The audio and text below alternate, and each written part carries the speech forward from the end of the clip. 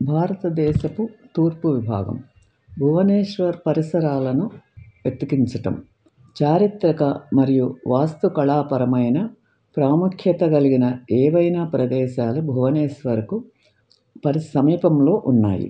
వాటిలో జైన సన్యాసుల గుహలు, హిందూ దేవాలయాలు, బౌద్ధ స్తూపాలు మరియు పురాతన శిలాశాసనాలు ఉన్నాయి. నగరం చుట్టూ పచ్చని ప్రకృతి దృశ్యాలు ఉన్నాయి. క్రీస్తుపూర్వం 3వ శతాబ్దం ఈ ప్రాంతం గొప్ప కళింగ రాజ్యంలో భాగంగా ఉన్నప్పుడు అప్పటి నుండి 13వ శతాబ్దం ఏడీ వరకు ఈ ప్రదేశాలు 1000 సంవత్సరాలకు పైగా నిరంతర కాలం పాటు ఈ ప్రాంతం యొక్క రాజకీయ మరియు మతపరమైన ప్రాముఖ్యతకు సాక్ష్యంగా ఉన్నాయి. టెర్రకోటా పైకప్పు టైల్ ఉదయగిరి వద్ద భాంగ్ గుంఫా ఆకారంలో ఉంది. ఉదయగిరి మరియు ఖండగిరి గుహలు భువనేశ్వర్ యొక్క 6 కిలోమీటర్ల దూరంలో రోజువారీ సాధు సమావేశం. ఉదయగిరి సన్రైజ్ హిల్ మరియు ఖండగిరి విరిగిన కొండ జంట కొండలు 7వ శతాబ్దం బీసీలో జైన సన్యాసుల కోసం తిరోగమనం చేయడానికి తేనె గూడుతో తయారు చేయబడ్డాయి. భువనేశ్వర్ నుండి కోల్కతా వరకు వెళ్ళే హైవేకి దూరంగా ఉన్న ఈ కొండలు ఫ్లాట్ చుట్టూ ఉన్న మైదానాల నుండి అకస్మాత్తుగా పైకి లేచి హైవే ద్వారా ఒకదానికొకటి వేరు చేయబడ్డాయి. సమీపిస్తున్నప్పుడు ఒక కావు చెక్కడం.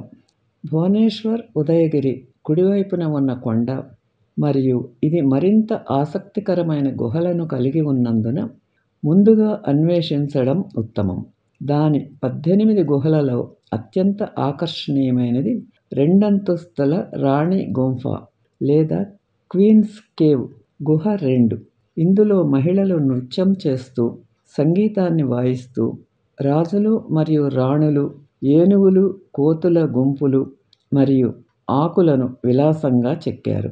ఈ శిల్పం దాని వ్యక్తీకరణ యానిమేషన్కు విశేషమైనది మరియు జైన మోనాస్ యొక్క ప్రదేశం అయిన ఖండగిరిని కలిగి ఉన్నది.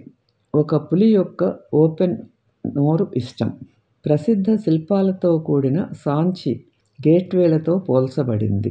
ఇతర ముఖ్యమైన గుహలు ఛోటా హాతీ గుంఫా లేదా చిన్న ఏనుగు గుహ.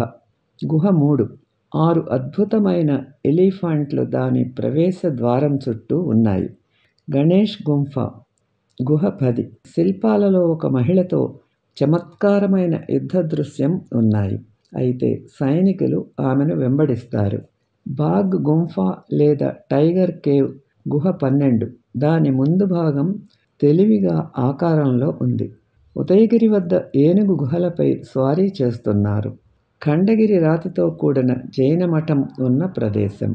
ఫాస్టర్న్ ఇండియా మౌచ్ తెరిచిన స్టిగర్ తల చారిత్రాత్మకంగా అత్యంత ముఖ్యమైన గుహ. హాతీ గుంఫా లేదా ఎలిఫెంట్ కేవ్ 14వ గుహ. జస్ట్ ప్రవేశద్వారం పైన ఉన్న రాతిపై 1వ శతాబ్దపు బీసీ నాటి శాసనం ఉంది. ఈ గుహలను శక్తివంతమైన చేడి రాజవంశానికి చెందిన 3వ రాజు ఖారవేల నిర్మించినట్లు నమోదు చేయబడింది.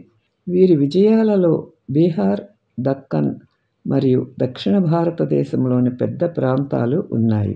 ఖారవేల రాజు తన రాజధానిని పునర్మించాడని శాసనం పేర్కొంది.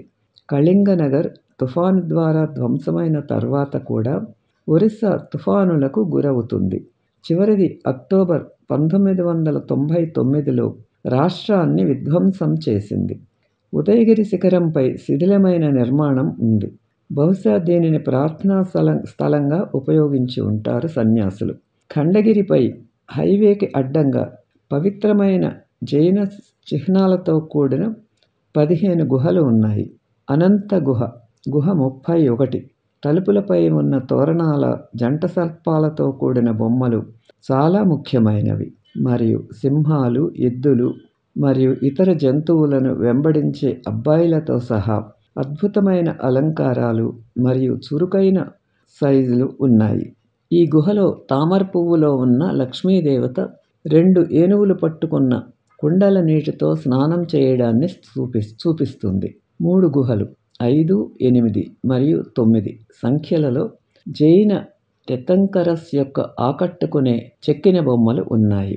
అజంతా మరియు ఎల్లోరా వంటి బౌద్ధ గుహల వలె కాకుండా ఉదయగిరి మరియు ఖండగిరి గుహలు చాలా తక్కువగా ఉన్నాయి కాబట్టి నిటారుగా నిలబడటం అసాధ్యం. హీరాపూర్ చౌసత్ యోగిని ఆలయం.